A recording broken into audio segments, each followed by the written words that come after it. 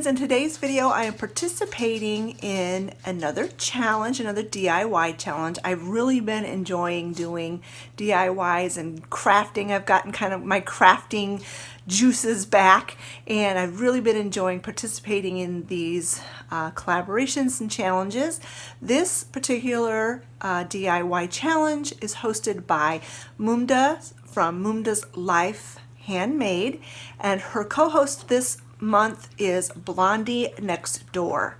I will have their channel links and the playlist linked in the description box below. In this challenge, we are to do a useful DIY, and for this month's challenge, we are to use cardboard. So let me turn this camera around and show you what I'm gonna make. I have really been enjoying feeding the wild birds outside, but I needed a box or some sort of a container to store all of my extra food, like my extra suet blocks and stuff like that. So I just went ahead and got an Amazon box. I'm sure we all have a ton of those, and this is going to be the basis for my storage box. So the first thing you want to do is just go ahead and fold the flaps, the top flaps, down to the inside of your box. This will make the box sturdier and less likely to fall apart. Now I'm going to make a liner for the inside of the box, and you can use fabric, but I am going to go ahead and use this liner, shelf liner paper. It kind of matches my kitchen decor, so that's why I'm going to go ahead and use that. Ideally, you'd want it big enough where you could just do it in one go, but I'm afraid that is not going to work for mine because my contact paper's not wide enough this way. So what I'm going to do is I'm just going to go ahead and cut a piece, and you want it to where it will overlap at least an inch. So I'm going to go ahead and cut this piece here.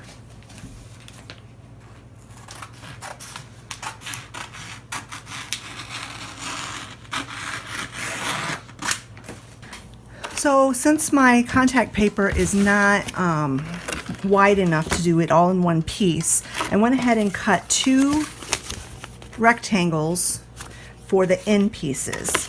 And I'm going to go ahead and just fit those in first before I try to fit the big piece in. So I'm just going to go ahead and peel off one corner of this, one edge, and lay it in there, and then try to get it as smooth as possible. Now I've worked with this particular contact paper before in the past, and it was not very user-friendly, so I hope I have better luck with it in this endeavor. And it's going to be dark in there. There's nothing I can do about it. It's inside a box. Now maybe I can get my light. Hold on a minute. Got a light set up, so maybe it'll be a little easier for you guys to see what I'm doing. So I'm just gonna put this in here.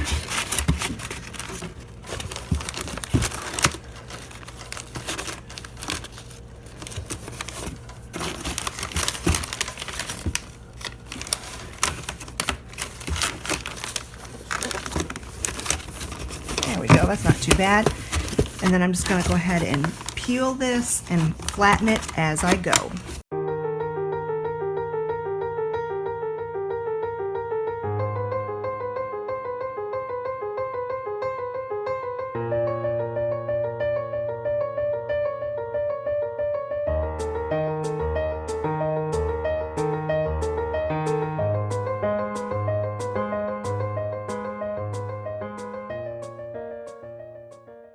I didn't video. I tried to just do the entire bottom and the sides with one piece, but it was just too difficult.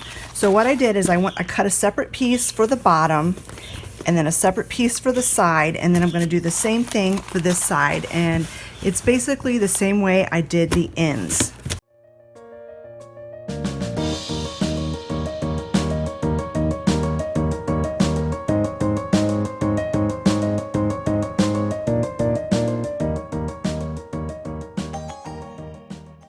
doesn't look too bad. It's kind of wrinkly, but that's the problem I've been having with this contact paper for all the projects that I've been doing with it. It just does not want to smooth out very well.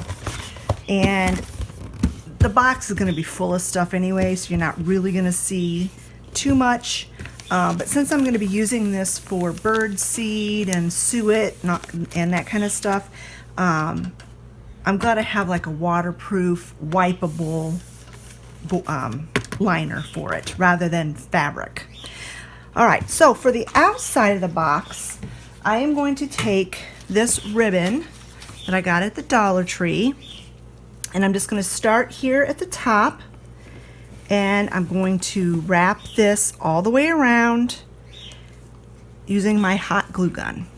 So all you have to do is you want to leave a little bit of a seam allowance or whatever you want to say here on the edge, and you just want to put a bead of glue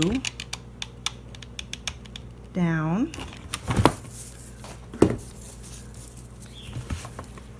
Fasten that on. Try not to burn yourself.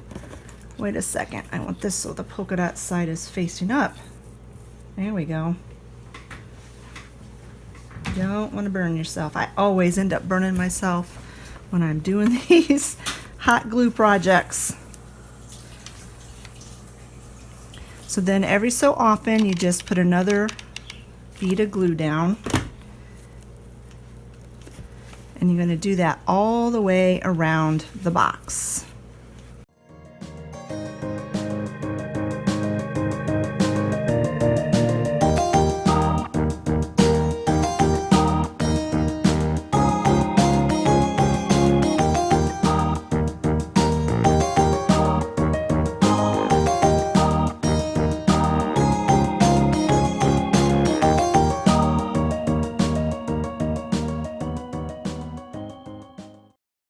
So what you're going to do then is start here again and overlap it a little bit and take this all the way around, and you're going to do that all the way down. Now as I was wrapping this around, I could tell that you could see the gingham through it, and so I am like certain you're going to be able to see the box through it. So what I think I'm going to do, is before I put any more ribbon on, I'm going to go ahead and just cover the rest of the sides of this with the gingham shelf lightener paper. When I have that all on here, I'll bring you back. Okay, so I went ahead and I did that. Now, if you had thicker ribbon, you probably wouldn't have to cover it, but my ribbon's just the cheap stuff from Dollar Tree. And while I was at it, I thought I might as well just go ahead and cover the bottom. So now that we've got that covered, what you want to do is just you want to do another row, and you want to overlap your ribbon slightly and go all the way around, and you just continue that until you've got the whole box done.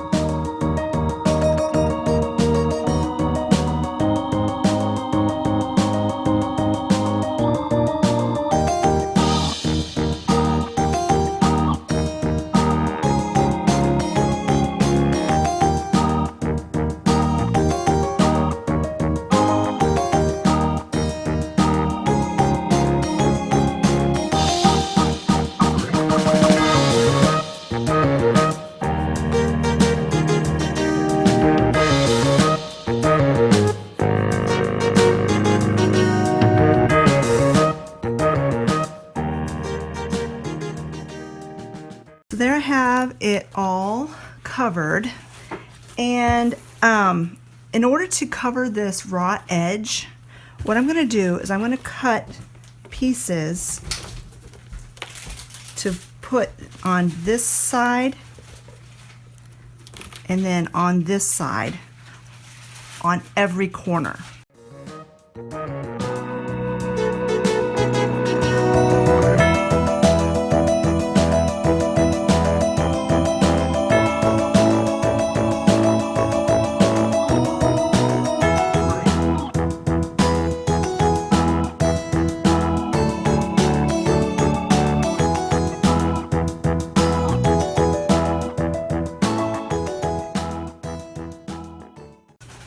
covers up that raw edge. And then to make all the corners match, I'm going to do the same on this side and then on the other 3 corners.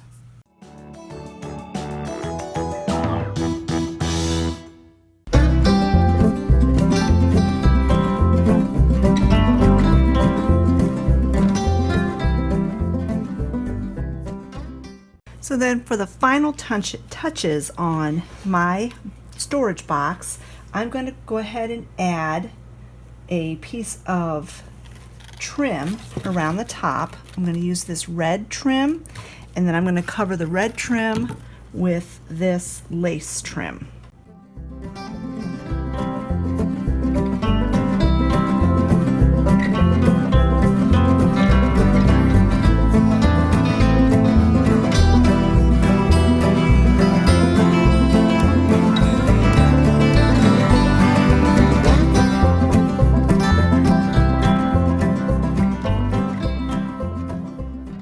So then for the very last touch, I'm going to add this dragonfly. I had bought this at Walmart several years ago, and it was just a plain wooden piece, and Olivia painted it for me.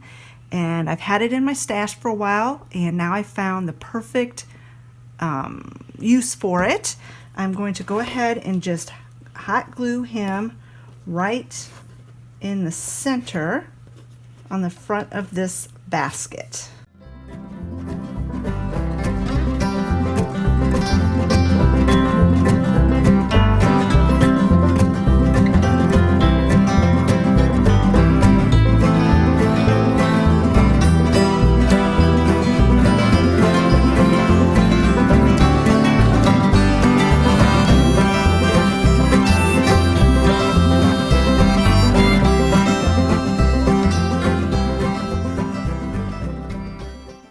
Here we go.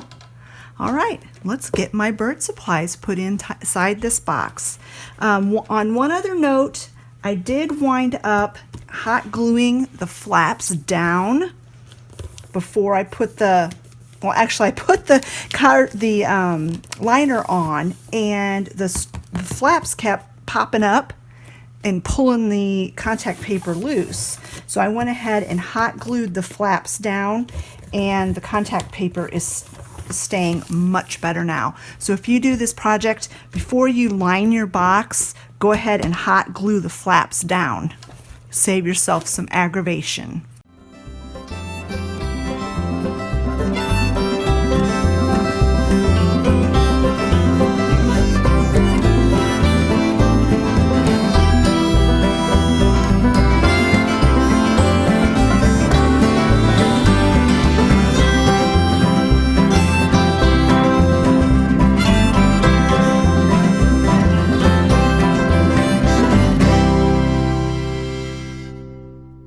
So there it is, all done. I've got a really cute, sturdy box to hold all of my bird supplies, and I have plenty of room in this box to add more if I need to.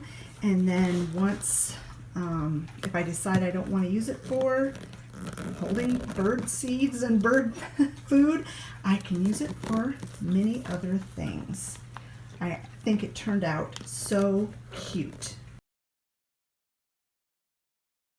All right, friends, that is my DIY, my useful DIY using cardboard. I think it turned out really cute.